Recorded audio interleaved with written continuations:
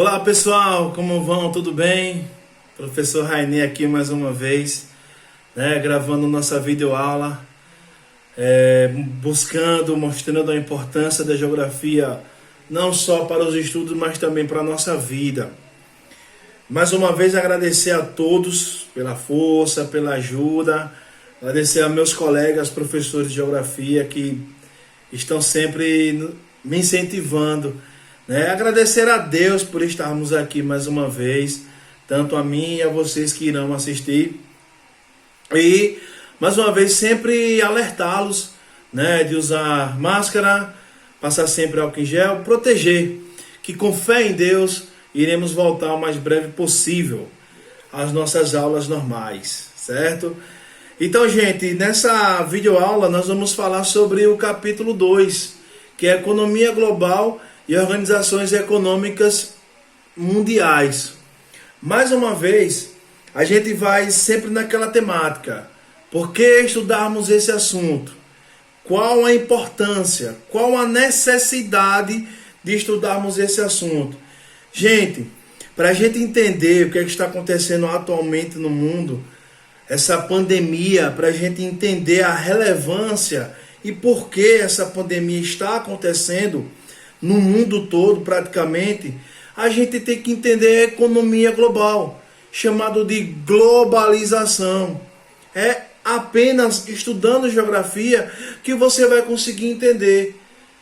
Vamos lá, vai ser bem legal.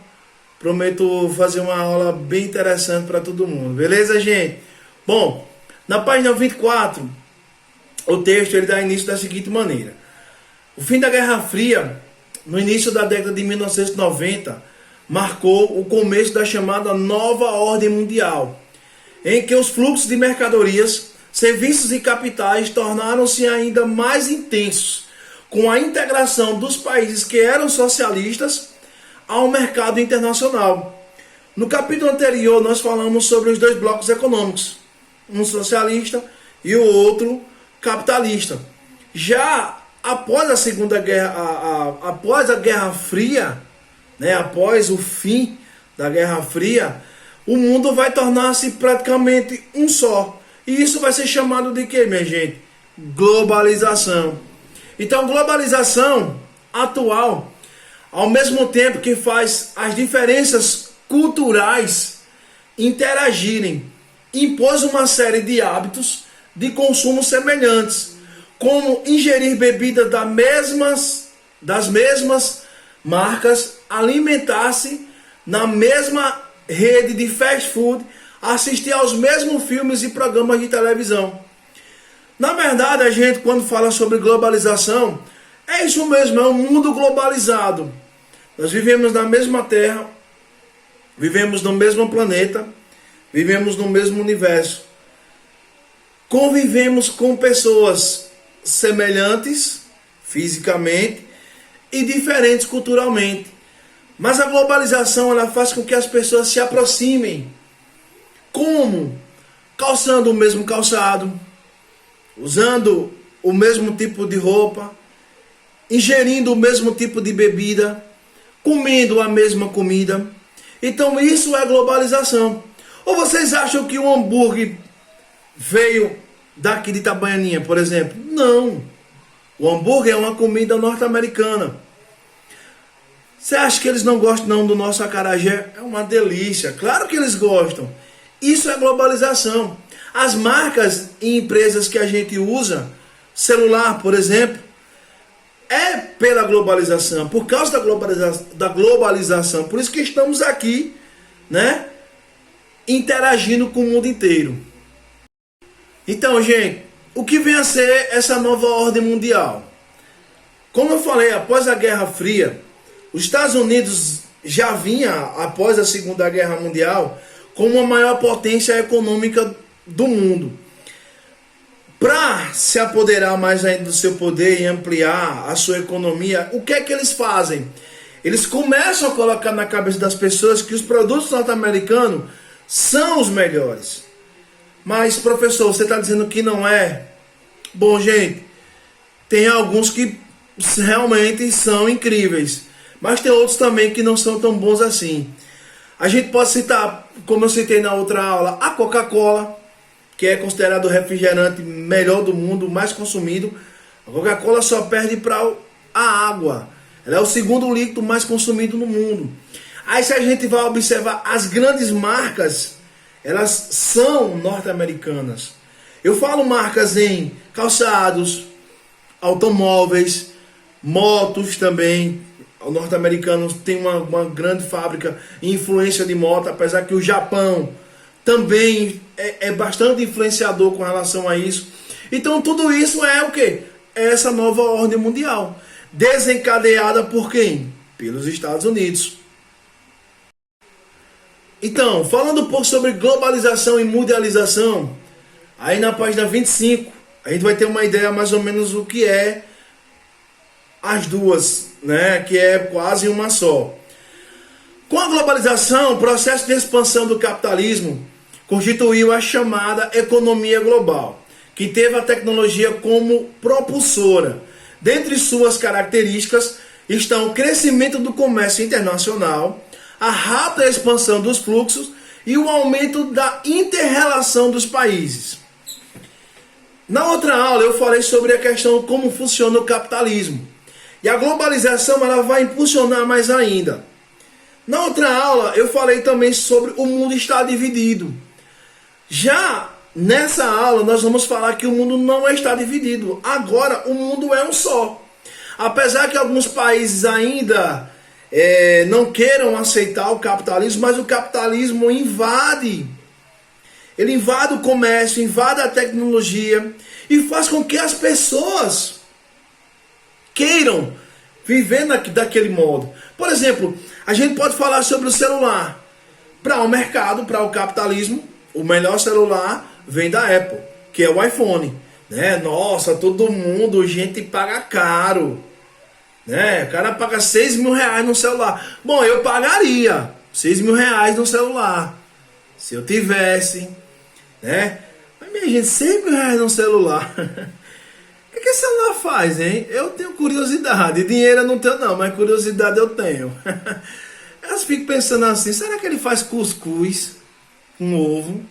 Era bom, né? Mas 6 mil reais no celular. Minha gente, se a gente observar, às vezes o nosso vizinho não tem dinheiro para comprar uma massa de cuscuz. Né?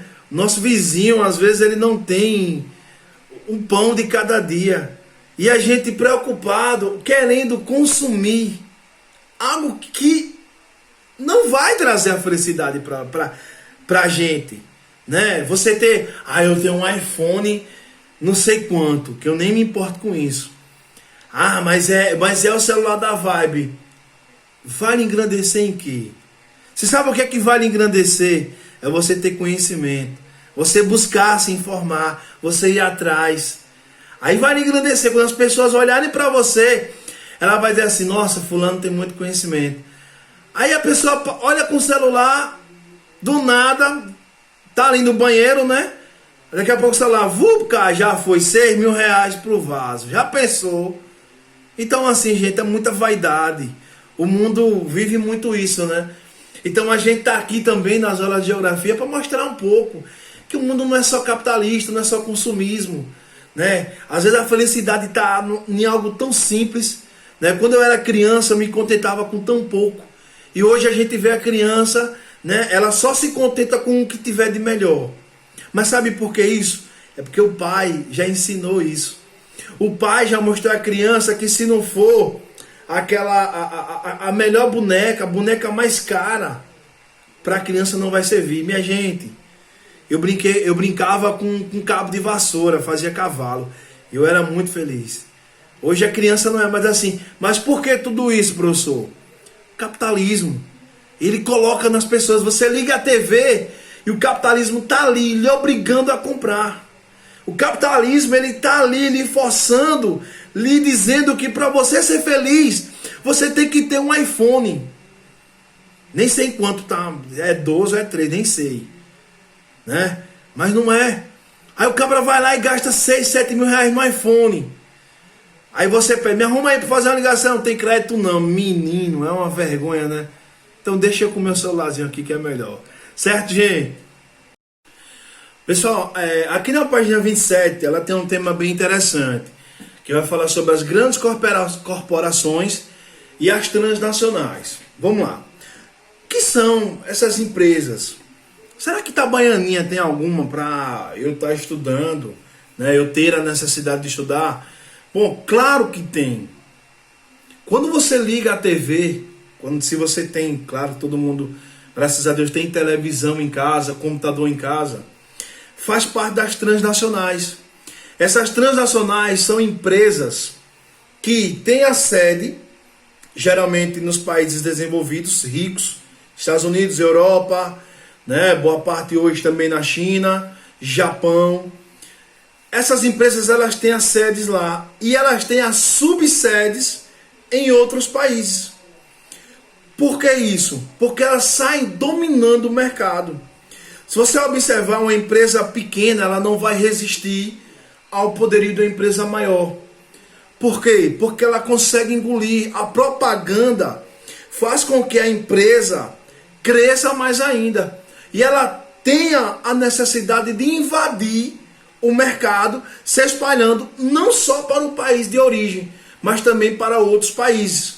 E é por isso que a gente vai destacar aqui no texto algumas empresas, por exemplo, como a Walmart, a Wall Street Guild, a Sinop Group, a China National Petroleum, né, empresa de petróleo, a Royal Dutch Shell, a Toyota, que é a empresa que fabrica o Corolla, né, fabrica também algumas motos, né, a Volkswagen também fabrica muitos carros aqui no Brasil, né, a ExxonMobil também é uma empresa bastante grande, e a Berkshire Hathaway.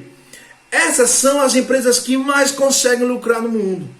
Por quê? Porque elas não estão apenas dentro do país de origem. Elas conseguem invadir, elas estão praticamente nos 4 cantos do mundo. E aí, naturalmente, que elas vão ter uma economia bem maior, elas vão ter um mercado consumidor bem maior, fazendo com que o seu lucro aumente cada vez mais. Bom, outro tema que eu destaquei aqui também para vocês foi a influência das transnacionais na economia global. Bom, como eu falei agora há pouco, que as empresas transnacionais elas agem no mundo inteiro, é naturalmente que elas vão influenciar diretamente não só a economia de mercado, mas ela influencia também na nossa vida. Ou vocês acham que não? Você imagina aí, professor, se não houvesse essas empresas globalizadas no Brasil, como seríamos? Como estaríamos? Por exemplo, no Brasil existe alguma empresa de automóveis? Não. Existem apenas montadoras. No Brasil existe alguma empresa de moto? Também não. São apenas montadoras. Redes enormes de supermercados nós temos. Mas hoje as grandes empresas conseguiram comprar. Por exemplo, G Barbosa é uma empresa de fora. Ela é brasileira, mas os investidores, as pessoas que compraram, que detêm ela, é uma empresa de fora. E aí por isso que a competitividade com outras, digamos assim, mercadorias, com outros mercadinhos aqui em Itabaianinha, em relação a G Barbosa, é menor. Porque o G Barbosa se sobressai tanto, oferece muito mais produtos, oferece produtos com qualidade. É isso que as transnacionais influenciam diretamente na economia global. Que elas saem agindo, elas levam um montante de dinheiro. E claramente que elas lucram mais ainda. E eu digo sempre que elas não influenciam não só na economia, mas na nossa vida. Por isso que eu falei agora há pouco. As crianças hoje não se contentam com pouco. Elas querem muito. Mas por quê? Os pais já deram. E aí há aquela necessidade de estar se alimentando apenas com aquilo. Que infelizmente, na minha opinião, é um erro. Porque se você educa a criança... Vamos lá. Outra parte interessante, aqui na página 29, nós vamos falar sobre as transnacionais, concorrência e parceria. Então existem três formas que as transnacionais agem. há parcerias, mas diretamente ao confronto, à concorrência entre si. Então são os três temas, que são o trust, que é a fusão e incorporação de empresas para dominar determinada oferta de produtos ou serviços. É mais ou menos a empresa pequena, ela não consegue competir com a maior, e a maior vai lá e compra. E aí ela passa a mandar, exercer em cima daquilo ali. Aí temos o holding. O holding é uma empresa criada para administrar diversas empresas, formando-se um grupo. Então, geralmente, são grupos de negócios, grupos de empresários, que eles se unem e formam naturalmente uma grande empresa, que isso faz com que ele consiga competir melhor no mercado de trabalho, no mercado econômico. E temos, por último, o cartel, que é uma associação ou combinação entre empresas, em geral, de um mesmo segmento, para garantir o controle da produção e dos preços. Olha, geralmente isso acontece bastante, infelizmente, no Brasil. As empresas se apoderam, né? Grupos, por exemplo, vou citar aqui um exemplo, pessoal, mas espero que não tenha uma comparação. Uma empresa, ela compra vários postos de gasolina. E aí o que é que ela faz para exercer o seu controle? Ela, por exemplo, numa cidade como Itabaianinha, vamos supor que Itabaianinha, hoje nós temos 4, se eu não estou enganado, 4 postos de gasolina. Essa empresa, o que é que ela faz? Como é que o cartel existe? Essa empresa compra dos 4, 3, ela estabelece o preço naqueles 3, é naturalmente que o quarto vai ter que seguir aqueles 3, certo? Então isso é um cartel, isso é uma forma de manipular e controlar os preços. Aí as pessoas ficam, mas se aumentar o preço eu não vou comprar. Compra! Sabe por que compra? Porque na greve dos caminhoneiros a gasolina chegou a ser vendida em alguns locais de R$ 25 o litro de gasolina. E as pessoas compraram. Aí a pessoa depende da necessidade. Agora sim, tem gente que compra gasolina e fica zanzando, né, como dizem aí. E aí não tem necessidade nenhuma. Certo, gente? Então, vamos adiante. Gente, olha, aqui na página 32 eu separei um tema bem interessante, que é a economia global e o aumento do desemprego. Porque o capitalismo, ele consegue tirar, né? Ele consegue extrair a economia de muitas localidades. Ele consegue manipular também a mente das pessoas, como eu falei anteriormente.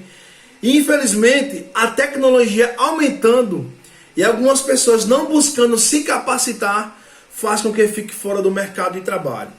E aí é aquela questão, meus alunos, né, queridos alunos de Itabaianinha, estudem, leiam, se informem, porque o que é que vai acontecer?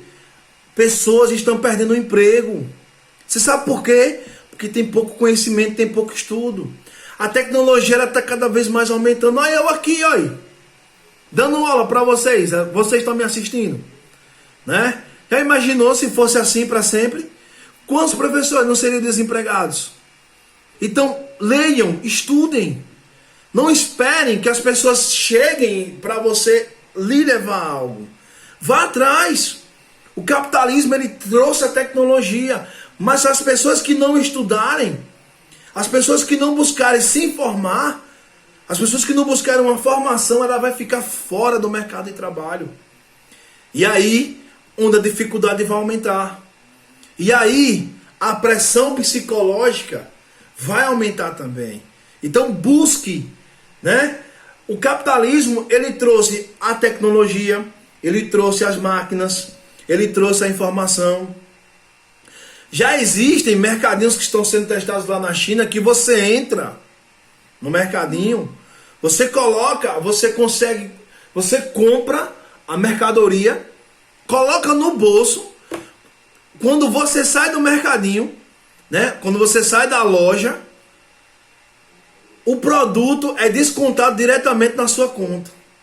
Aí você imagine se tivesse aqui em Itabaianinha, quantas pessoas não estariam desempregadas?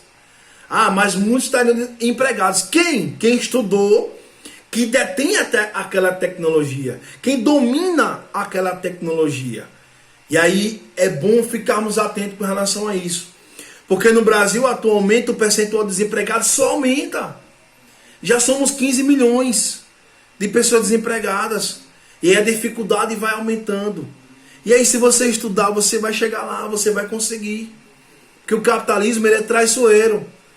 Ele quer, no mercado de trabalho, apenas pessoas capacitadas.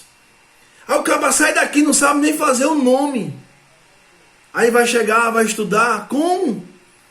A primeira coisa que vai chegar no aeroporto, por exemplo, que vê aquela tecnologia, não vai saber manusear. Por que não vai saber manusear? Porque não estudou, não leu, não buscou se inteirar. Hoje, para você ser mecânico, para você ser qualquer profissão, para você exercer qualquer profissão, você tem que saber ler. Aí eu vejo muitos alunos meus falando, se eu aprender a ler já está ótimo. Não. Você vai crescer um dia, você vai ter a formação. Você vai entender o quanto é importante estudar. E é por isso que a gente tem a importância de estudarmos sobre a economia global e esse aumento do desemprego. Por que isso está acontecendo? Porque as pessoas não querem se informar. E aí vão ficar onde? Fora do mercado de trabalho. Pessoal, outra parte interessante do nosso assunto, quando falamos sobre globalização, nós temos que falar também sobre as organizações econômicas, que diretamente fala sobre os blocos econômicos. O que são esses blocos econômicos e quando surgiram? O primeiro bloco econômico ele surge na União Europeia em 1957. Até hoje, ele é o maior bloco econômico, porque lá estão as maiores economias do mundo. Só não estão na UE Estados Unidos, China, também que é um país bem rico agora, atualmente, e Japão. Os demais, você vai pegar a Espanha, Alemanha, Itália, Inglaterra saiu agora da União Europeia. Eles têm uma moeda que é a moeda mais cara do mundo, que é o euro. Para quem gosta de futebol e vê, porque os jogadores são vendidos em euro, porque é a moeda mais digamos assim, a moeda mais que tem valor, né? A moeda mais valiosa. Então, por isso, vem daqui, desse bloco econômico. E aí, além da UE, que é da União Europeia, nós temos também outros blocos, que é o NAFTA, né? Que é Acordo de Livre Comércio da América do Norte, que formado por Estados Unidos, México e Canadá. A Comunidade Andina, que é formado pela Bolívia, Colômbia, Equador e Peru. O Mercosul, que o Brasil está incluído, porque você vai entrar forte no mercado. Você não vai entrar sozinho. A competitividade, você em bloco, ela vai se tornar menor. Você vai entrar mais forte, mais econômico. Tem também as organizações. Nós temos o SADC, né, que é a Comunidade de Desenvolvimento na África. Temos a UE, que é a União Europeia, que eu falei. Temos a CEI, que é a Comunidade dos Estados Independentes, que tem Armênia, Azerbaijão, Cazaquistão, né, são esses países ali da Ásia. E temos a APEC, que é a Cooperação Econômica Ásia-Pacífico. Austrália, Brunei, tem o Canadá também faz parte, o Chile, a China, Singapura, Japão, né? Estados Unidos também faz parte desse bloco. E aí eles se organizam e faz com que entrem forte no mercado. Então isso é muito bom para a economia e para quem faz parte. Certo? Pessoal, aqui na página 38 tem um tema bem interessante, que fala sobre a economia global e o mundo predominantemente urbano. No Brasil, há mais ou menos 60, 70 anos atrás, boa parte da população vivia no campo. Não só no Brasil, mas como no mundo inteiro. As pessoas hoje buscam viver em cidades. Agora cidades grandes, cidades desenvolvidas, né? Se a gente vai observar, São Paulo está entre as 5 maiores cidades do mundo. Mas nós temos cidades bem maiores que São Paulo. Nós temos cidades com 80 milhões de habitantes, né? Então, Isso faz com que as pessoas saiam do interior e vão viver na cidade. As pessoas vão não só em busca, hoje em dia, as pessoas vão não só em busca de emprego, mas em busca de conforto, em busca de comodidade, em busca também de lazer.